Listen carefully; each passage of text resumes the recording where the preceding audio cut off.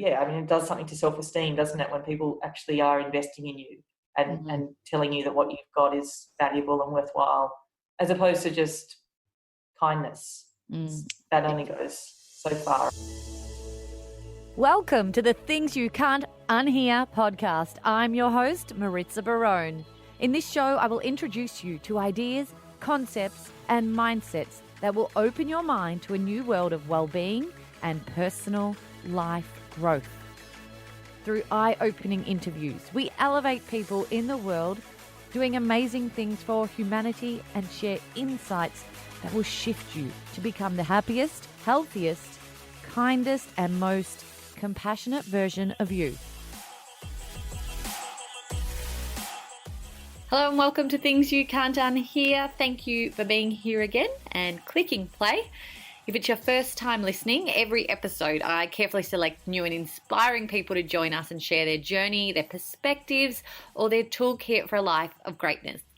Today's guest on the show has been described by others as the best person they have ever met, and I was thrilled to spend an hour with her to learn of her most recent project called Buy from the Bush, which has helped thousands and thousands of people in rural Australia get back on their feet after a severe drought, leaving them unable to work on their farms. This interview will prove to you how quickly and organically a movement can grow when it is fueled by the need to help, and will also show you that niggling idea you might have that pops into your mind one day might just be worth taking action on. If you like this episode, please spend a few seconds to review it on iTunes. Now, let me introduce today's guest. Grace Brennan grew up in Sydney and now lives on a sheep and cropping farm in Warren, New South Wales with her husband Jack and their 4 children. She's a co-founder of AgDraft, an employment platform for agriculture, and has a background in community development. In 2019, Grace founded the Buy from the Bush social media campaign to support rural communities facing drought. Within 3 weeks, she had 80,000 people supporting the campaign, and now 8 months in, 237,000 people have joined her movement and are supporting rural businesses when they need it the most. But Grace hasn't stopped there. In June 2020, she launched stayinthebush.com.au, an online directory for accommodation in rural Australia. These campaigns celebrate the beauty, creativity, and innovation of rural communities and call on people in the city to invest in bush business as a means of ensuring the survival of rural communities into the future. Grace was named by the Sydney Morning Herald as one of the 9 most influential women entrepreneurs for 2019. In January 2020, Grace was invited by the Australia Day Council of New South Wales to give the Australia Day address to the nation. She's passionate about storytelling and community-driven change and believes in the power of investment over charity.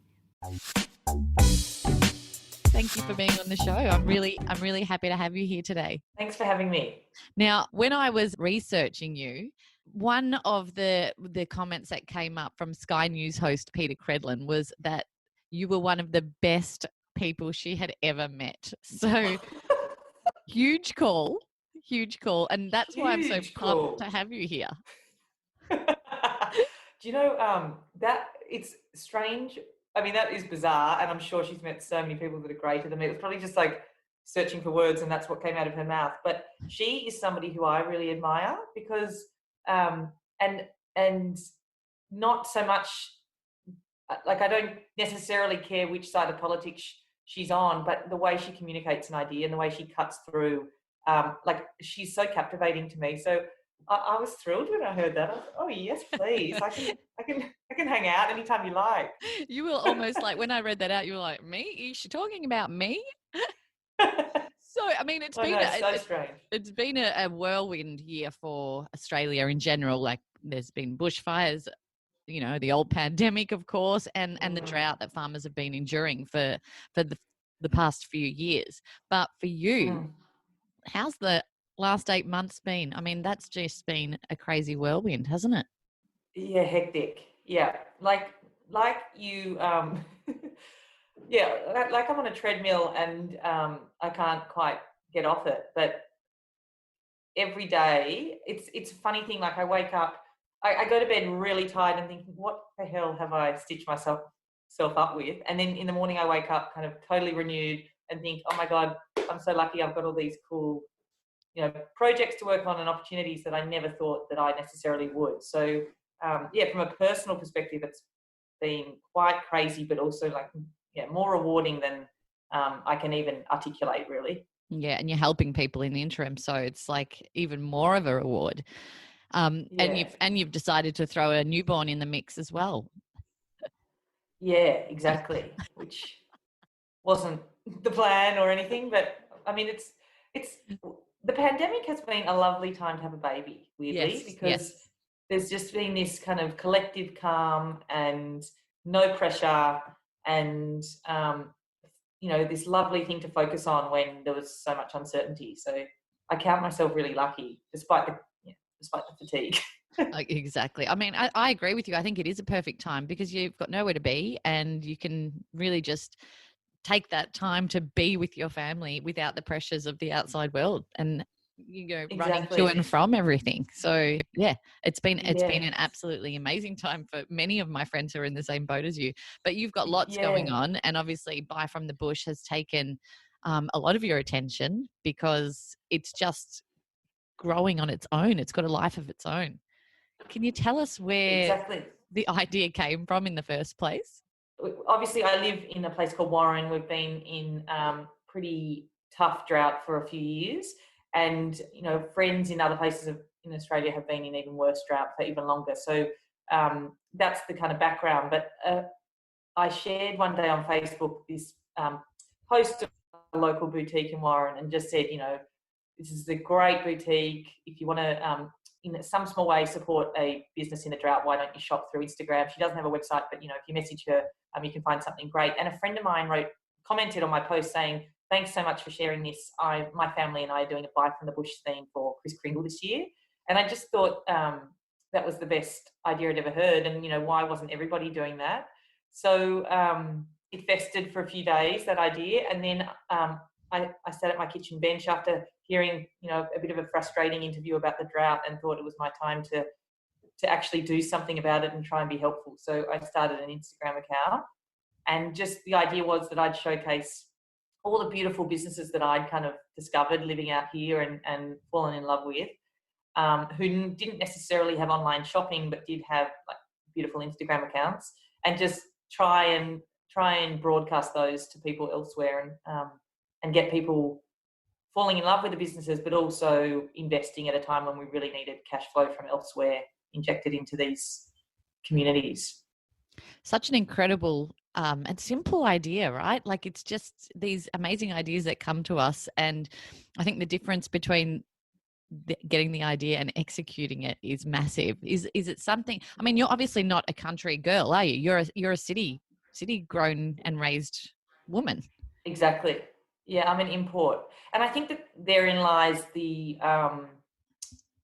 one of the reasons I was I think it's easier. There's something really modest about people who live in the bush. They really cringe at anybody kind of grandstanding, or they're never going to sell themselves as well as somebody who comes from outside. And I can observe all the unique and incredible things about a rural community, and I can also shout it from the rooftops because I am a bit of an outsider. But and I think I love, it motivates me to kind of introduce people to this world that I've discovered. So I think that's definitely part of it. But you're right in the sense, I remember probably a year before Buy from the Bush, my sister, because they'd come out from Sydney and they'd stay and they'd explore the little boutique in town, and often said, God, I wish we had this up the road in Sydney.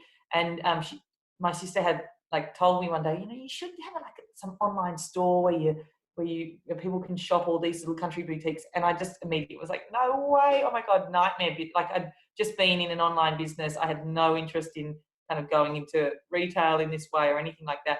But it's funny how I'm sure that was a subconscious thought in Buy from the Bush. And as soon as there's the right motivation, that kind of activates you in a way that you're ready to do something, not just think about something. And I think that, for me, it was about the fact that I could, doing this was a means to an end, which was, getting people out of a rut and celebrating their talent and kind of I suppose just injecting some positivity in a time of it was pretty dark time, you know. It's so much more of a motivator, isn't it, than just going, okay, I'm going to start an online store and I'm going to make some money and, it's going to be fine Yes. and, I'll just plod along. But you had, all these elements obviously came together, these little Exactly. thoughts that you'd had along the way. And then the motivator was the fact that you were going to be helping people out of severe financial struggle. Exactly. And that's what makes you keep going at it, I think. Like the once it took off and I realized um, how much of an investment it was going to be, it was justified because of the impact we were having, rather than, I think, if you were motivated by commerce, I think I'd probably be a little bit more resentful about how much of my energy it was taking and that kind of thing. So yeah, it's been a wild ride, but an enjoyable one. Well, tell us about the response, because I know it was absolutely crazy and just took off on its own. Tell us the process of how people responded to this movement. Yeah, so I remember I created the account and went to lunch with friends that day, and I, you know how, like I sat at one end of the table and we were talking about the drought in the typical way that we did talk about. It was just kind of, well, it was light and fluffy and stuff, but then tinged with the severity of the situation and what that meant for partners and friends who were going through really tough times. And a friend of mine kind of mentioned that she was worried about, basically kind of worried that she would hear that somebody had taken their own life. Like she was waiting for that news because it had gotten to that point. And so in that kind of dark moment, I was trying to change the conversation. I said, well, I've got an idea. I've just created this Instagram account. Anyway, we were all kind of laughing at the fact that it was a bit of a silly idea to solve such a massive problem. And they were like, what are you going to do with this thing? I'm like, I don't know, but if you could just share it with 10 friends tonight and make sure they're, online shoppers and that they're going to spend some money in these businesses, that'd be great. And then the next day, my friend kind of sent me a screenshot of the page with a circle around like 40 followers or something and the laughing emoji as if to say, like, good on you. And then by the end of the week, I think, or within a day we had like 100 followers, and then within a week, I think we were at 10,000 followers or something crazy. So it was just this feeling, I think, that people took it on and collectively people wanted to do something and have a positive impact. So, friends were stalking celebrities and getting people to share it, and all sorts of things just happened really. And media were interested really quickly. I think it was the right time for a story like this and wanting, a community response to drought. So yeah, the growth was really rapid and also really fun because everybody was involved, like everybody was sharing it and responsible for it. So yeah, it was great. I think you don't have any financial kickbacks from these posts, do you? This community page that you were setting up at the time. Exactly, no. And I think that made it so much easier to sell. And I wasn't worried about the cringe factor of, stalking celebrities or asking friends to share it because I didn't kind of have skin in the game. It was just a hopeful movement, And it frees you up. I think it frees you up to really drive a sales pitch. Like, I know that sounds a bit cold, but I've often thought about this. It's a bit of a learning I've taken from it, because if in business, like, I really believed in what I was sharing. Like, I think the businesses out here have incredible talent and incredible worth, and they just needed to get in front of new customers' eyes. So it wasn't hard for me to sell it. And if in a business context you believe in your product or business just as much, I think that there shouldn't be any cringe factor in selling it and sharing it. And like, that motivation should come. It's not just because there was no dollar signs attached. It was just because I really believed in what I was doing and what I was trying to achieve. And that can be true of any kind of project, I think, whether it's business or charity. Agree. And it's literally the last episode I had on this podcast was all about the shame that we have around money. So it's interesting because we do associate so much shame if we're going to also be getting financial gain from it. And I think we do eventually need to shift that idea going forward, because obviously everyone needs food on the table and everyone needs to keep their financial well-being intact. I think it's a default. Like I do think it's stronger in women too, that discomfort.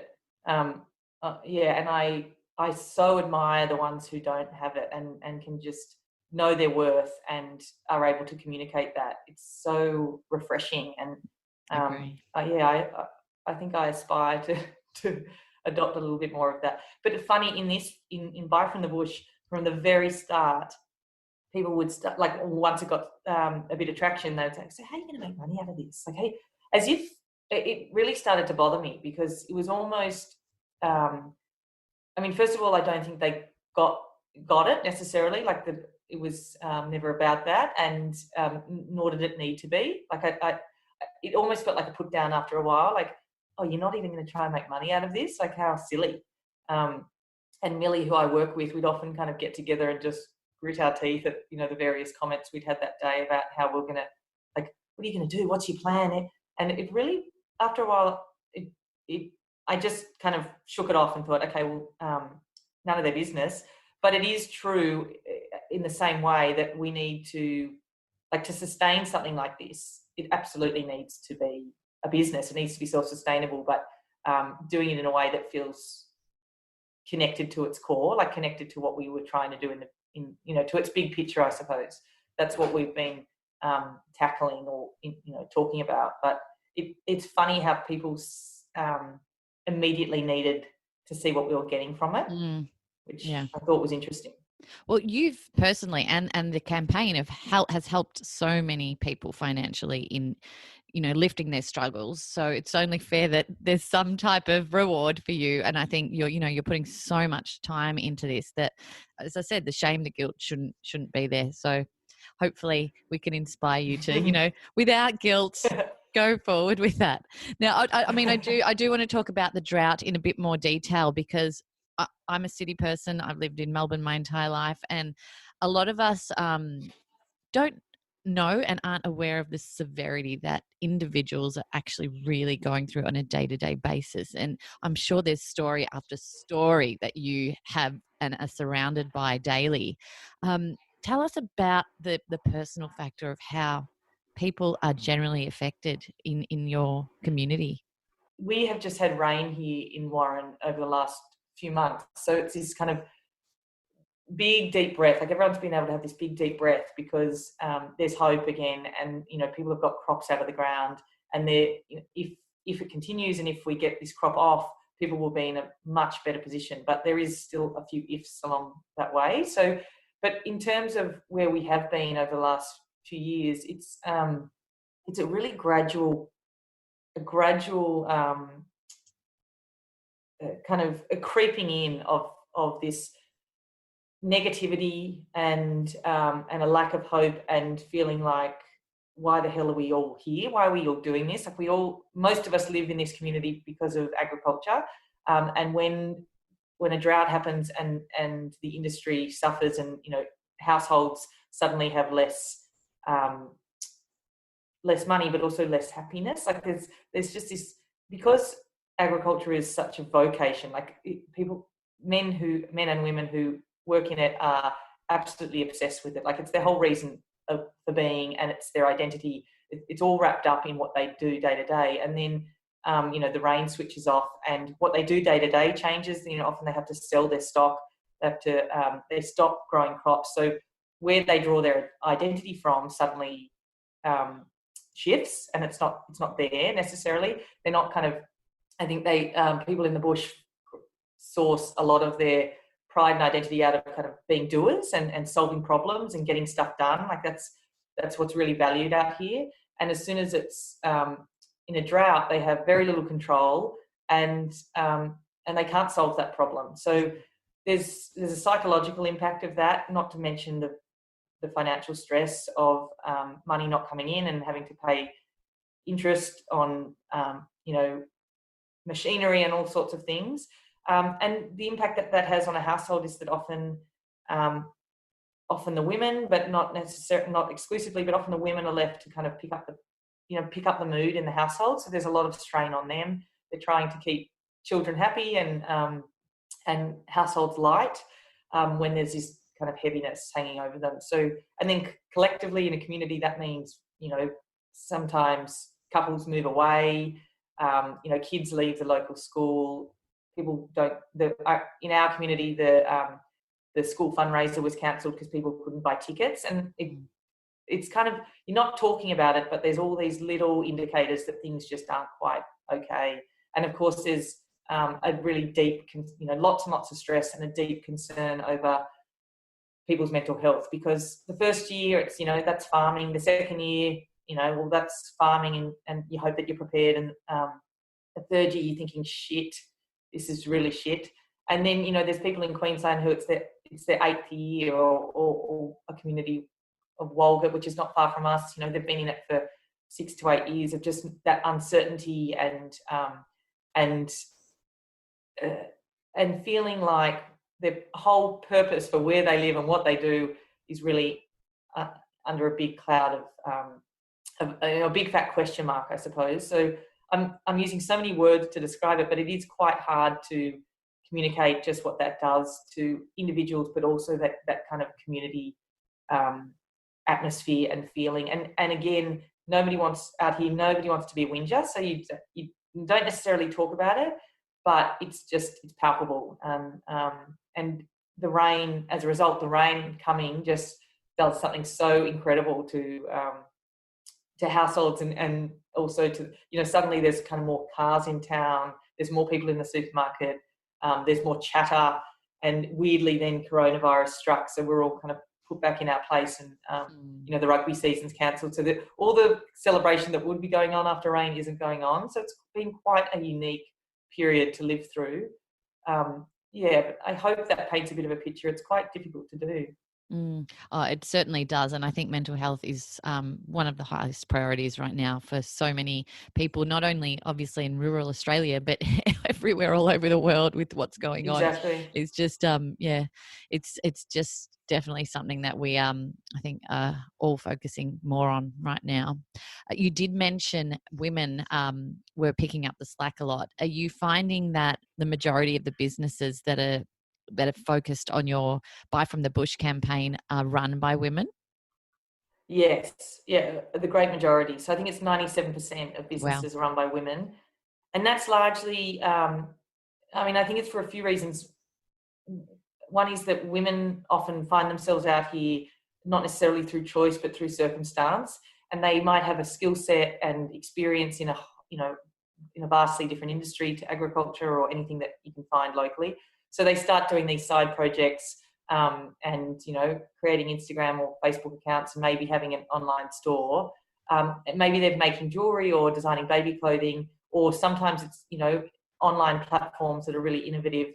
And often it is just a side hustle and a side project, because I think in the past expectations have been fairly capped in terms of what you can achieve when you live remotely.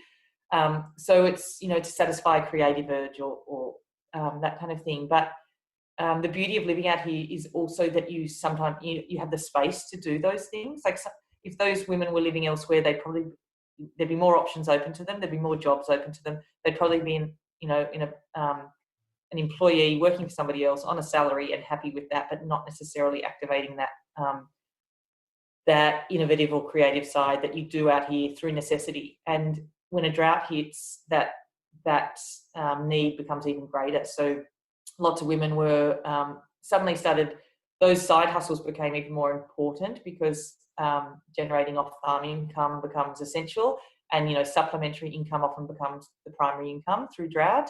So the fact that Buy from the Bush kind of celebrates that was part of my motivation. Is, while lots of the media focus on tired men, tired farmers, stressed sheep, dry dams, at the same time there's women in households and in retail stores working so hard to try and generate income, and and doing really exciting things even in the midst of really uncertain times. So it's one of the most exciting things for me about working in Bike from the Bush is just seeing these women across the country doing really cool things and getting recognised for it. Oh, good on you for sort of shifting that idea of what the drought is causing, because so often you're right, women just get left out of the picture in terms of how it's affecting their mental health and their well-being and their ongoing lifestyle that they've been thrown into or they've grown up in, whether it's they've moved there or like like you, or if they've grown up there. So amazing job in shifting that and showing both sides of it. I think it's really important that we see all sides of exactly what's going on. That's right. It's funny because there's never been such a great time to work remotely right now, obviously with the pandemic. So I'm envisioning like new opportunities for so many people in rural areas, because all of us are working remotely right now. Like I could be anywhere right now. That's right. Doing this podcast, and I could be, I've got friends working for banks, production companies, everyone is working from home. So I listening to you now, I'm like, there's amazing opportunities that could come from this time for people in rural Australia.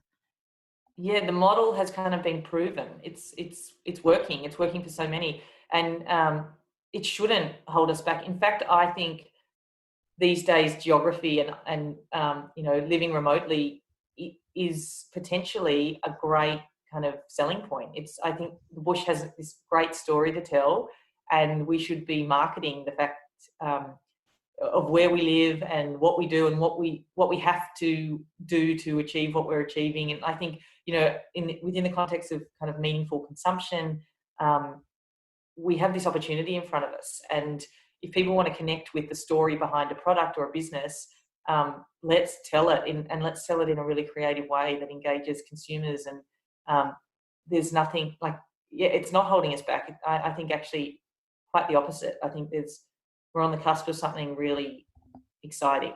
Agree. Well, you managed to deliver the Australia Day address.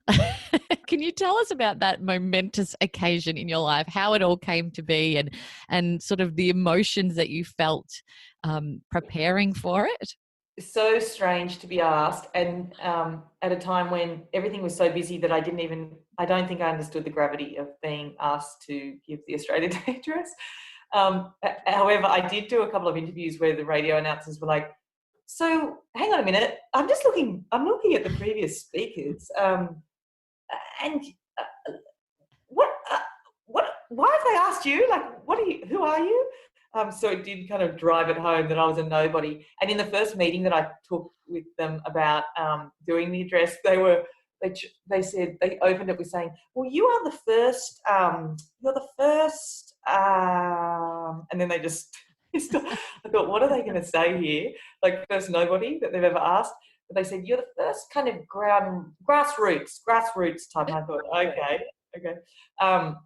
But yeah, it was this really lovely time to, like, once I got over the nerves of it, this incredible opportunity to bring the bush onto that stage, and to, like, once you get over the nerves of somebody asking your opinion, it's so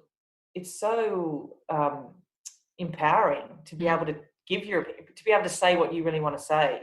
And so I suddenly sat with that idea and thought, I've got quite a bit to say, and I've now got an opportunity to do it. So yeah, it's still a thrill to think about that, to think about the fact that I was able to kind of just give my little piece of the story and talk to many people all at once about what I think, the opportunity that lies ahead for the bush, but also some of the, shaking up some of the preconceptions about what a rural community is, and what we can be, I suppose. It was so real and so grounding. Had you ever watched an Australia Day address before you were asked? No, I hadn't. I mean, has anyone? I don't know. But it's meant to be the cerebral celebration of Australia Day, which, though daunting, was a lovely idea. And like, I will now watch it. I think it's a great platform for sharing ideas. And I think in this case, like, I was asking questions, about potentially bringing some community members down to Sydney for it. And they stopped and said, oh, well, to be honest, we don't know the answers to this because we've never had a rural speaker. I was like, isn't that awful, really? Like, so much of Australia lives in the regions, in inverted commas, that's what people call it, the regions. And we've got so many stories to tell, and it's such an important part of the tapestry of Australia. But I think it's a really underplayed. Like, so often it's just the cliches around the bushy, and the more that can be on a national stage, the better, I think. Yeah, and so I hadn't watched one, but I sure will from now on. How did you even prepare for something like that anyway? I just had a week at Mum's beforehand without any kids, and in the evenings I'd write, and Mum is an editor and she's this great sounding board, and so I would read it to her, and I could kind of see when her eyes were glazing over a little bit, so I'd cut those bits, and it was all fresh. We just lived through, like, what I think about the drought is that there's a much bigger story to tell than what we get told in the media, and the way it affects community and individuals. It was so fresh in my mind because I was living through it, so it wasn't hard to come up with the material. It was that's just great. a matter of putting pen to paper. Well, I want to really discuss the power of this ongoing solution. So it's the power of investing rather than charity that you're really passionate about, because obviously it's a long-term problem. We need long-term solutions. Tell us how that sort of motivates you and why you're so passionate about that. Late last year, there was a lot of campaigns around the drought. Were often people were saying, we don't want people's sympathy. We want those people in the city to know what we're going through. And I often, I stopped a couple of friends and said, I think you do want sympathy, and I think that's okay. I think you can. It's okay to say, look, there's something really ordinary going on out here, and we want you to know about it, and we also want to feel visible and valued. And it's okay to say you want sympathy.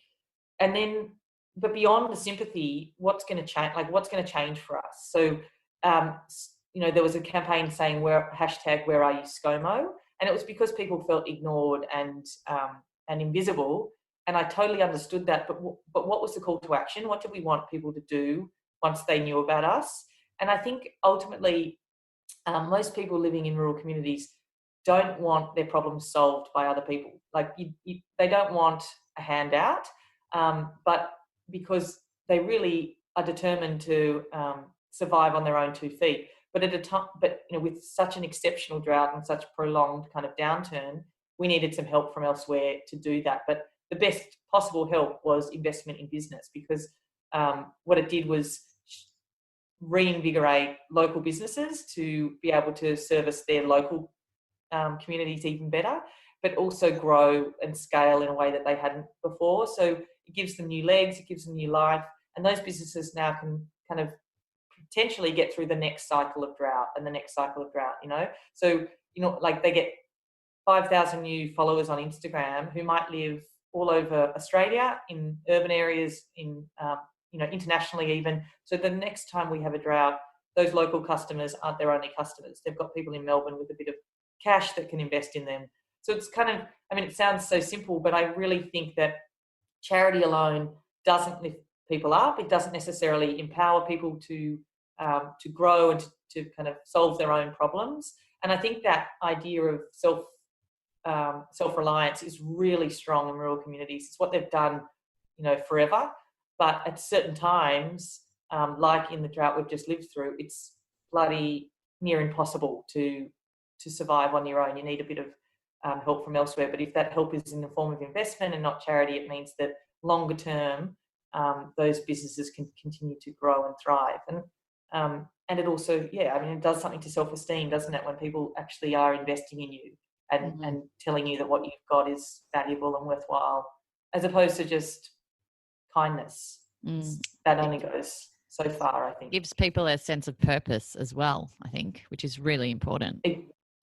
Exactly. And weirdly, with Buy from the Bush, it's a bit like, build it and they will come. Once people know there's a market for things, and once people know there's actually interest, then like new business is springing up. It actually, it kind of breathes new life into communities as well. So people who were quite good at making muesli turn that into a business and start selling beautiful, investment does so much more than just those few dollars in the till for that one business. It's about growing the community.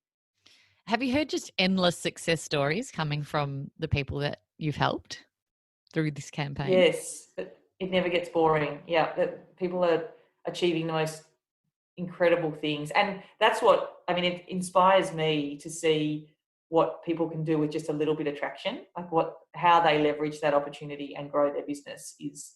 And there's all sorts of collaborations going on between the bush businesses, like people finding each other and working together to do really cool collabs and all sorts of things. And it happened at the right time because many people saw the value of kind of an online presence in the lead up to Christmas, and they might have built, before they were operating through Instagram, they might have built an online store, and then COVID hit and they've been able to trade through COVID because they had this digital presence. So it's incredible what people are achieving. I just saw your face light up when you were thinking about those success stories. It's your just face completely completely changed, and it's obviously what inspires you so much. Yeah, it is, and it's sometimes I don't get a lot of time to think about it. Sometimes you kind of just keeping the wheels turning, but every now and again when I get a message from somebody who tells me what they've achieved, and it's whatever happens next, it's all been worth it because of that. Yeah. Well, this isn't your first rodeo of building communities, is it? It's something that you've been interested in and working on for a while. Yeah. When I first left uni, I went into kind of community development work. So, and strangely enough, I was only thinking about this the other day, because I was already kind of in love with Jack. I was probably subconsciously shaping a life to live in the country. But what I was really interested in was how things like tourism and the arts and events and that kind of thing can develop communities. And that was what my focus was on at university. And then I went into some Indigenous youth engagement work when I first moved out here, got that taste of what it was like trying to manage projects from the ground up and trying to get community buy-in to achieve outcomes and to solve kind of real problems. So lots of consultation and lots of learning that, I had a boss who once said community development work, yes, you're going from A to B, but it's never in a straight line. And I think it was really, that resonated with me a lot, and it stuck with me because sometimes, when you're dealing with volunteers and community work, it's so murky and blurry, and sometimes you've got to go the long way around to get to where you want to go. And I think weirdly that has informed this project also. It's amazing how it goes to show social media can change the world for good if it's used in the right ways. Exactly, it sure can. But it's also it's a tool, right? It's the best tool ever. But I suppose I put it down to people using it well, like people's choices in how they engage in that. And I think Buy from the Bush is an example, or is proof that people actually want to do good, like they actually want to help, and they want to. We hear so many bad stories, but actually when presented with an opportunity to help and to engage in something really positive, that's what people choose. And I think we know that instinctively, but we can get caught up in the negative sometimes because it's what sells, it's what sells the news. But I just think social media, of course, in essence, it can be good if people are driving it well. Depends who's driving it and for what reason and what purpose. For those listening out there who might really feel a fire in their belly from listening to you and have an idea that they maybe want to embark on and get started with, do you think it's just a just start type of scenario, or do you think they need to perhaps look at planning? You probably had an element of both. I mean, I could easily say to you, I just started, but I think that's the short version of the story. Like, I think ultimately it was the coming together of, two different areas of work experience, one in a startup and one, community development. And I had kind of developed skills and I developed insights, and then And then I just kind of had a crack without much of a day-to-day plan. But a friend of mine said to me the other day, I share an office with her, and she'd been seeing me work in my startup role before this. And she said, oh, people keep saying to me, as if it's this accidental success with Buy from the Bush. But I keep saying to them, oh, well, that's the short version, because I've seen the long version. I've seen Grace on the phone and, developing skills and trying to hustle and all. And then, and this is the project where that comes alive, I suppose. So I would say to them, definitely have a crack and do more than think. But call on all your lived experience, all the skills that you've developed, and employ them like without restraint. That's what I think I've learned through Buy from the Bush. Is I used to keep my work life and my private life really separate, and try and kind of be somebody a bit separate in a working context. But I think it's so powerful if you can unlock like your whole self at work and not be embarrassed, or I suppose not hold back because you think that part's not relevant to this role. I think the more you can engage all your quirky little gifts, the better. You're putting your true self out there, right? Yeah, exactly.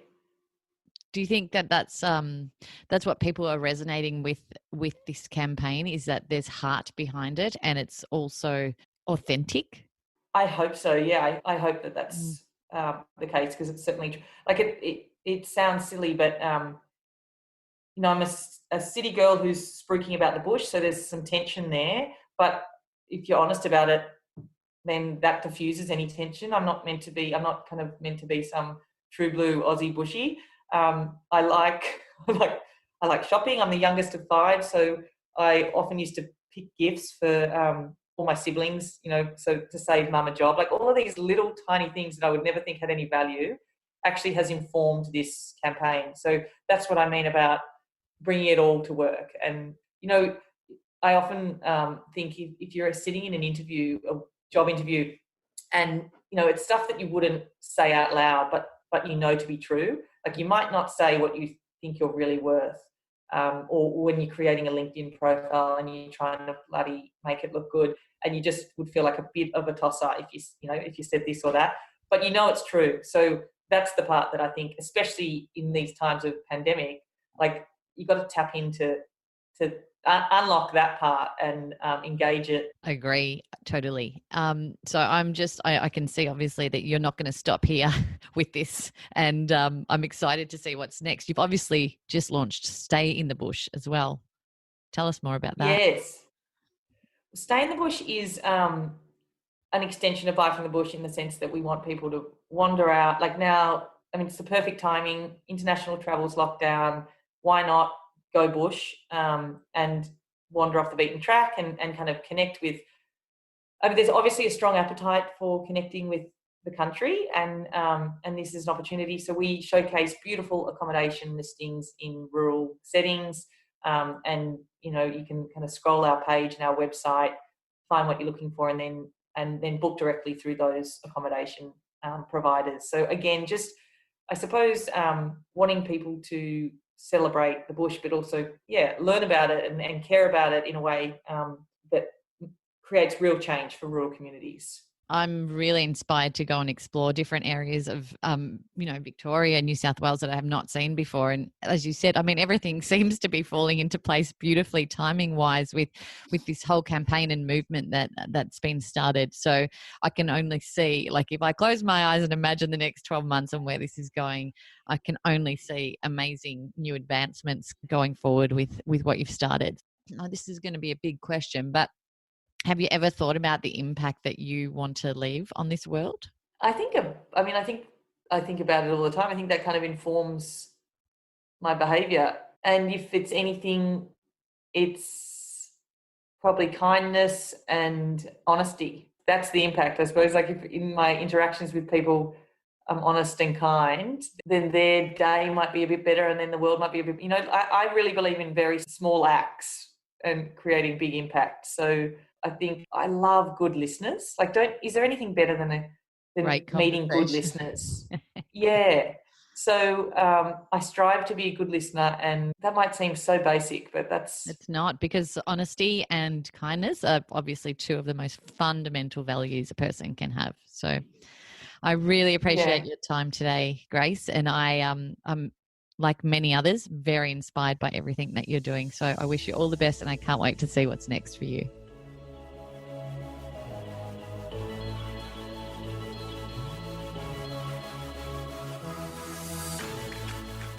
I'm Maritza Barone. Thank you for listening to the Things You Can't Unhear podcast. I'd love to keep the conversation going. Let us know what you thought of this episode, and if something really profound came up for you that you want to share, let's talk about it. You can find me on Instagram at Things You Can't Unhear, or on my personal page at Maritza_Barone. And if someone you know will benefit from something that was said in this show, make sure you share it with them too. If you haven't already, hit the subscribe button and keep up to date with what's next. And if you can spare a few seconds, please rate and review the show on iTunes, just so other people can find us more easily and quickly. And as always, my friends, be happy, be healthy, be conscious, and be kind.